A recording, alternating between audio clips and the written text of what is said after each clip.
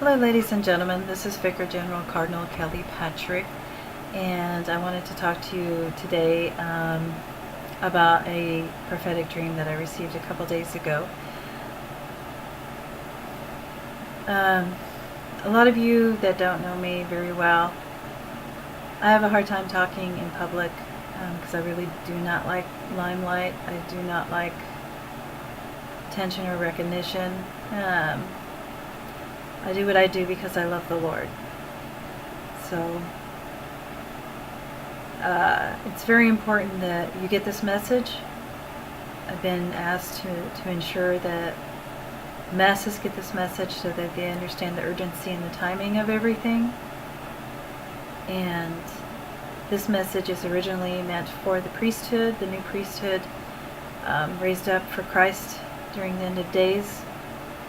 And these are the people that consist of some new priests and the priests that have come back, reincarnated, apostles, disciples.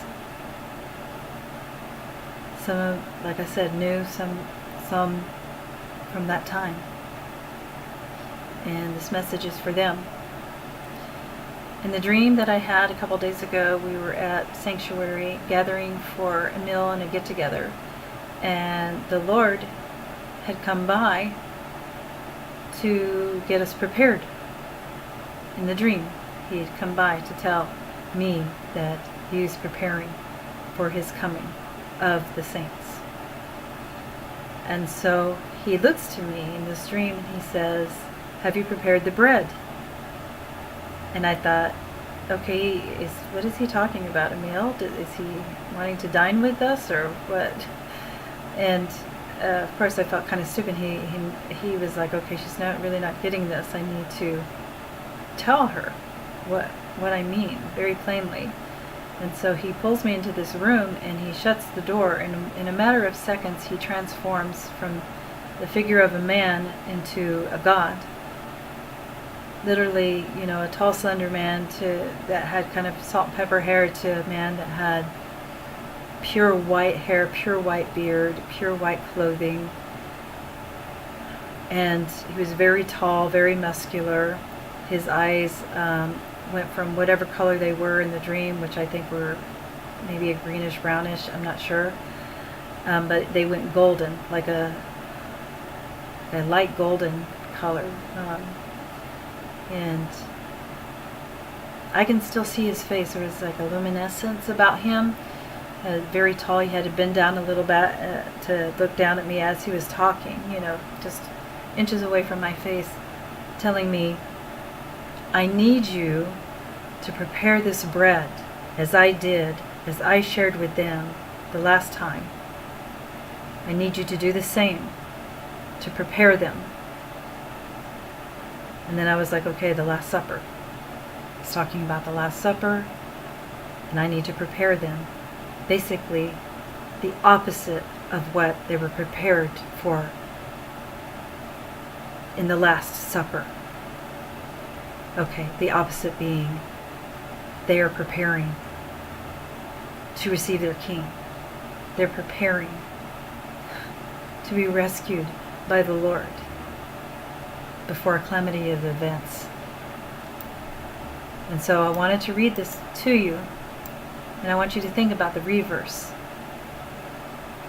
Instead of the Last Supper being about preparing to say goodbye to Him, this is a preparation to be reunited.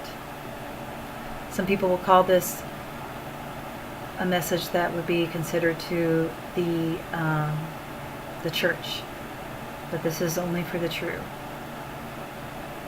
And contrary to what man has taught the masses, the true come in all sizes, shapes, forms, and locations from throughout the world.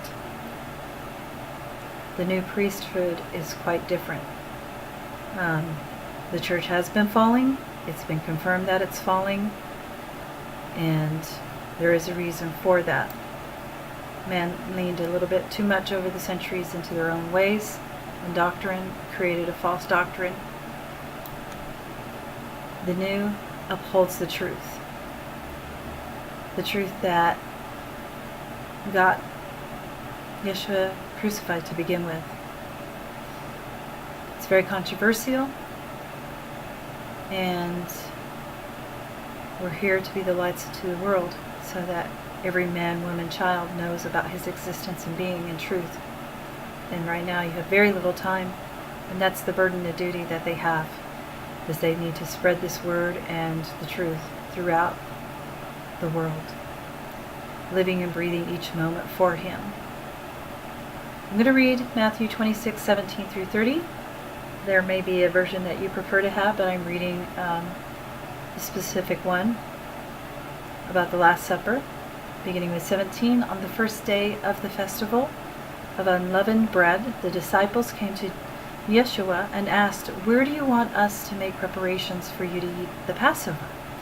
He replied, "Go into the city to a certain man and tell him, 'The teacher says, my appointed time is near.'"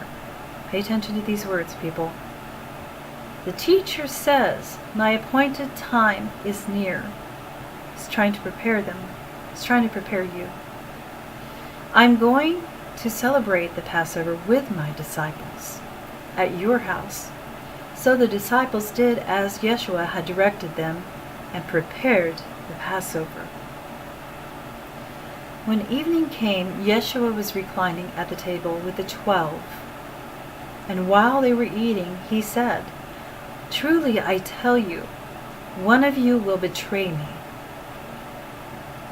They were very sad and began to say to him, one after the other, "Surely you do not mean me, Lord." Yeshua replied, "The one who has dipped his hand into the bowl with me will betray me. The Son of Man will go just as it is written about him. But woe to the man who betrays the Son of Man. It would be better for him if he had not been born." Then Judas, the one who would betray him, said, "Surely you don't mean me, Rabbi." Yeshua answered, "You have said so." While they were eating, Yeshua took bread, and when he had given thanks, he broke it and he gave it to the disciples, saying, "Take and eat. This is my body." Then he took a cup, and when he had given thanks, he gave it to them, saying, "Drink from it, all of you. This is my blood of the covenant, which is poured out for many for the forgiveness of sins. I tell you, I will not drink from this fruit of the vine from now on until that day when I drink it new with you in my Father's kingdom."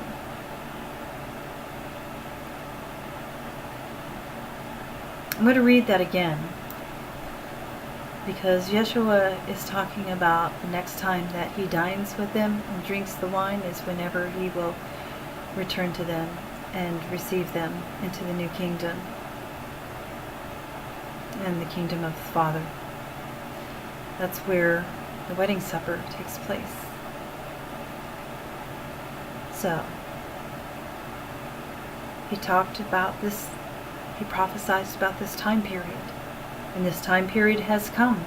And he's asked us to prepare for it because we are about to be received into the new kingdom and the kingdom of God. And of course, the last being when they had sung a hymn, they went out into the Mount of Olives. So I want you to read this, reread it, meditate over it. There's a lot here to tell you what you need to do. Make any repentances you need to make, any change you need to make. If you're on the fence, get off of it. Do not sit where it's lukewarm. Give yourself to God. Messiah's been here. Yeah, it's pretty serious. I get pretty wide-eyed whenever whenever I talk about the Lord, because people aren't taking it seriously enough. Every day is like a struggle for them, and so it's just like everything's taken with a grain of salt. But now's the time. This is all you've got is now. And he's telling you he's coming. And if you really think that you're part of the church and the new priesthood, you better just get ready. And getting ready doesn't mean just pack a bag. It means you knock on everybody's door. You tell them he is here, that he's coming. You tell your family, your mother, your father, your kids, your loved ones. You tell everybody, this is your last chance. Do you understand? And maybe they do, maybe they don't. But there's going to be some events here that are about to happen that will make them realize this is real.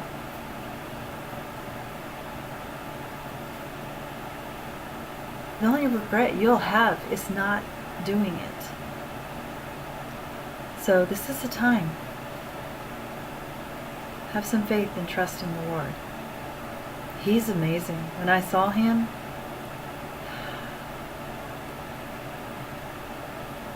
I don't think people understand what it's like to look into the... No wonder they called him, light of the world. To see truth and to see light and to see wisdom and to see love and to see wrath all in one. Just look. There's nothing like it.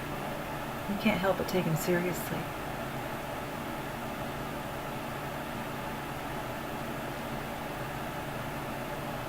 Now's the time to wake up. A lot of prophecies people are talking about, he's coming, they're talking about everything, and they're spot on, but they have his name, wrong, because they're still referring to an old name that's blasphemous. Yeshua was his true name. And they're still missing some marks, and that's where the saints and the new priesthood need to step up and need to correct people and get them ready, get them on board. There's no lukewarm, there's no in-between, there's no negotiating. It's time now. He loves you, or else he wouldn't have given this extra time to you to get it together. A lot of you are like, yeah, sure, I've heard this, I've been waiting. He's been at your door knocking. You weren't ready. If he would have took you, I'm not sure you would have made it into the new kingdom. If he would have took you sooner. This is why you need to be prepared. So he can take you. Reflect on all the time, and instead of say, I've been waiting, say thank you. Thank you for having mercy on me. Thank you for giving me this extra time to get it together so I can be part of it with you.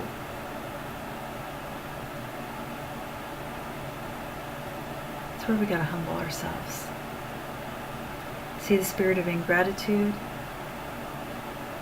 And this is also a time period of Revelation 13:7. That is ongoing until the Lord sits upon the throne. Why? Because the principalities of darkness, they have their own team, and they're working against these principalities of light and truth. And they want you to get confused. They want you to get tired. They want you to get complacent. They want you to dismiss messages from God. They want you to be confused and not see with clarity and not interpret with clarity. So now's the time to really buckle down and take those glasses off that are the way of the world and put on the eyes of wisdom and love. The will of God will help you see, following the will of God. So this is it. It's a very intense message. He was very serious. He was very urgent. I wish I could show you what I saw. But he's coming. And he's made that very clear. He's not looking at your heart. He's looking at your heart and your actions combined. Because if you're not following what's in your heart, you're not turning it to an action, then it's where you're going wrong. So you need to get out of that bed, get off of the fence, get off of that couch, whatever it is you're doing that keeps you shackled keeps you from telling others and helping others, or being on call for Him, it's time to break those chains and be ready. He needs an invitation into your life, just like He needs an invitation from anybody else who wants Him, who wants to usher in their Redeemer.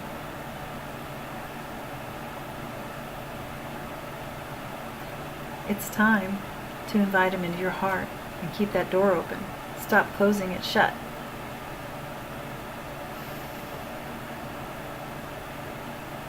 There's other things going on. I've been dreaming about earthquakes. I've been dreaming about nuclear strike zones. I thought Italy was on the list. It might still be, but the Brazil earthquake instead happened today right after the message. But earthquakes are happening throughout the world. And I think that's something people need to consider, is this is not an every once in a while thing anymore. This is an everyday thing. Multiple events happening worldwide, globally. It's time to wake up. It's time to wake up. It's time to wake up. Italy's on the radar because the Pope is not cooperating. More people in leadership are in the know about the Lord, but they've mistaken about Him. He's strong and mighty, and His wrath is great. Yes, His love is greater, but not if you're not in accordance to God's will and way. He will clear the slate. He's not going to wait any longer.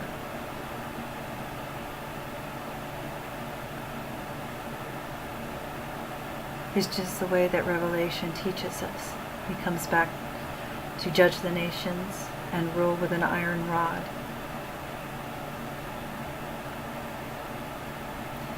He will stand quietly and weigh your heart to make sure that you're making choices wisely,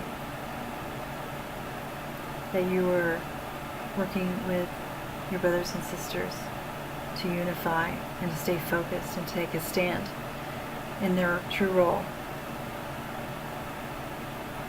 Make sure you pass the test.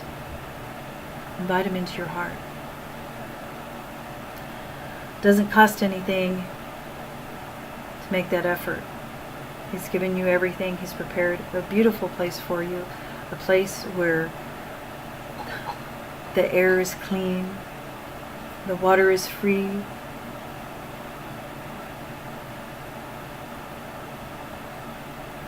and yes, beautiful, because it's natural, because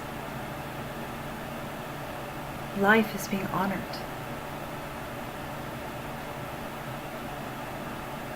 In every way. There's so much life around us right now that we've just thrown away.